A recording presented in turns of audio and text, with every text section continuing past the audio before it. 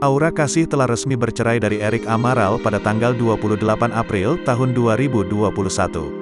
Ibu satu anak itu mengaku agak takut untuk menikah lagi. Aura Kasih menjadi salah satu artis yang menelan pil pahit perceraian di tahun 2021. Ia resmi bercerai dengan Erik Amaral. Hal itu diketahui dari hasil sidang yang digelar pada Rabu, tanggal 28 April tahun 2021 di Pengadilan Agama Jakarta Selatan. Kini Aura mulai menata kehidupan barunya bersama sang putri sematawayang, Arabella. Menjadi single parent tentu bukan hal yang mudah.